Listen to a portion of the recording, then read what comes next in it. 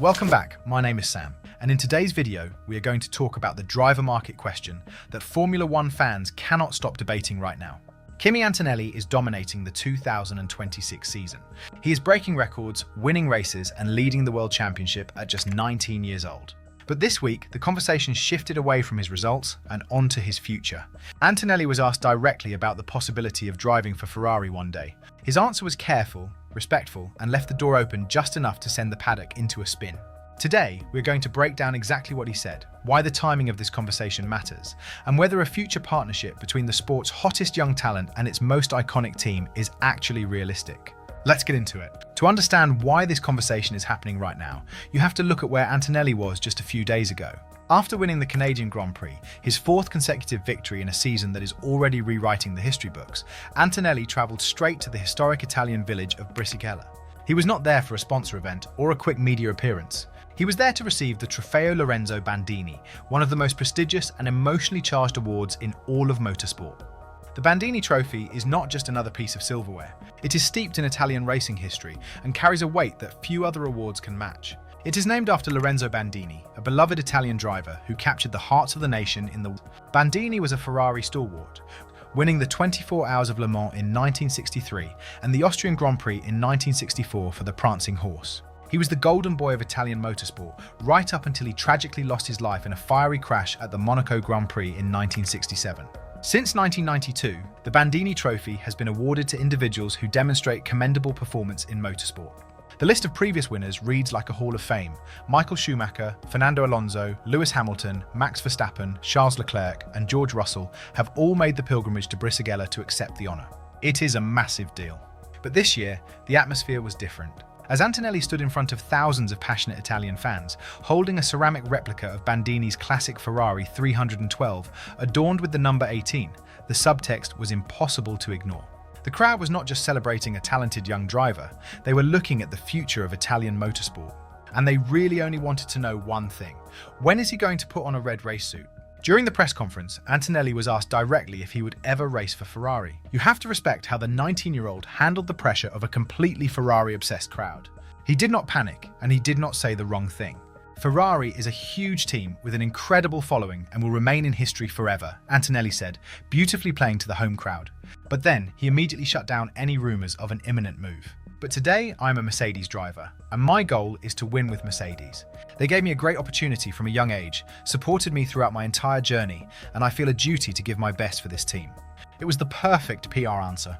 He showed loyalty to the team that funded his entire junior career and put him in a championship-winning car. But it was the very last sentence of his answer that caught everyone's attention. After reaffirming his commitment to Mercedes, Antonelli added a simple four-word phrase: "Then we'll see." It is not a yes, but it is definitely not a no. And in Formula One, that is all the media needs to start writing headlines. But let's step back from the romance of an Italian driver at Ferrari and look at the cold, hard reality of the situation. Right now, a move to Ferrari is completely impossible for Antonelli, and it comes down to the brutal mechanics of Formula One contracts. First, there is the Mercedes side of the equation. Toto Wolff did not invest millions of dollars into Antonelli's development, fund his meteoric rise through the junior categories, and take the massive gamble of putting a teenager in a championship-contending car just to hand him over to their biggest rival. Mercedes recently announced contract extensions for both George Russell and Kimi Antonelli, confirming an unchanged lineup for 2026. While the exact length of Antonelli's deal is a closely guarded secret, it is widely understood in the paddock to be a multi-year agreement that locks him in through at least 2027. There are also strong rumours of performance clauses that could automatically extend the deal through 2028 if certain championship targets are met. Mercedes is not just renting Antonelli, they are building their entire future around him. He is their answer to Max Verstappen. Then, there is the Ferrari side. Even if Antonelli woke up tomorrow and decided he desperately wanted to leave Mercedes, Ferrari literally does not have a seat for him. Fred Vasseur has locked down his driver lineup with absolute certainty. Charles Leclerc signed a massive, multi-year extension in early 2024 that keeps him in Maranello for the foreseeable future, likely through 2028 or beyond. He is the established prince of Ferrari. And in the other garage, you have the 7-time world champion.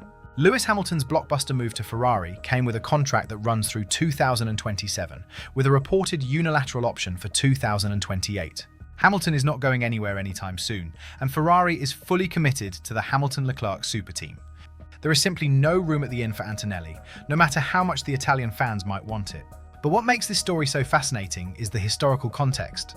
You might think that Ferrari, the pride of Italy, would be desperate to sign an Italian driver, but history tells a very different story. Ferrari has a notoriously complicated relationship with Italian drivers.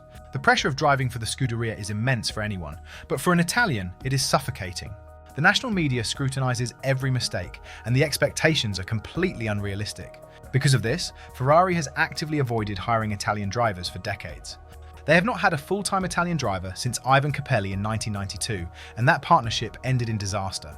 Giancarlo Fisichella drove 5 races as a substitute for the injured Felipe Massa in 2009, and Luca Badoer drove 2 races before him, but those were emergency fill-ins, not long-term strategies. Ferrari prefers to hire established international stars who can handle the pressure of Maranello without the added burden of national expectation. And then there is the broader drought in Italian motorsport. Before Antonelli won the Chinese Grand Prix earlier this year, the last time an Italian driver won a Formula One race was Giancarlo Fisichella at the 2006 Malaysian Grand Prix.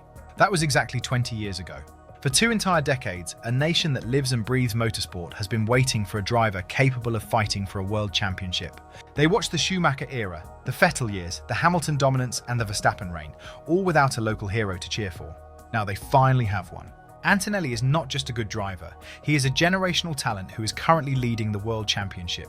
But the cruel irony for the Tifosi is that he is doing it for the Germans. He is winning races in a Silver Arrow, beating Ferrari on their home turf in Imola, and identifying Ferrari as Mercedes' biggest threat for the rest of the season.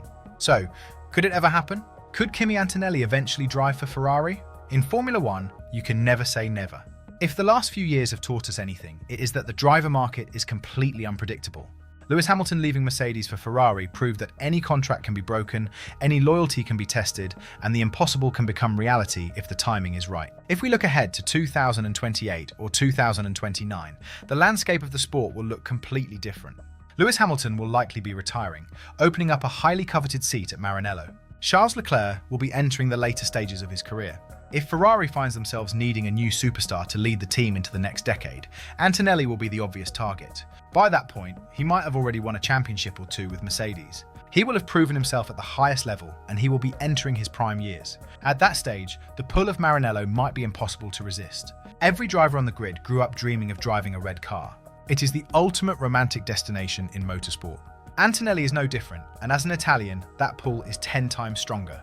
But for now, he is exactly where he needs to be. He is in the fastest car on the grid, he is leading the World Championship, and he is focused on beating his teammate, George Russell. He is not distracted by the noise, and he is not letting the Ferrari rumours derail his focus. He knows that his job right now is to win for Mercedes. The romance of Ferrari will always be there. The Italian fans will always be waiting. But as Antonelli himself said, for now, he is a Mercedes driver. And for the future, we'll see. Let me know what you think in the comments below. Do you believe Kimi Antonelli will eventually end up at Ferrari, or will he stay loyal to Mercedes for his entire career? I read as many comments as I can, and I love hearing your theories on these future driver moves. If you enjoyed this video, hit the like button and subscribe to the channel. We cover all the biggest stories and paddock politics every single week. Thanks for watching, and I will see you in the next one.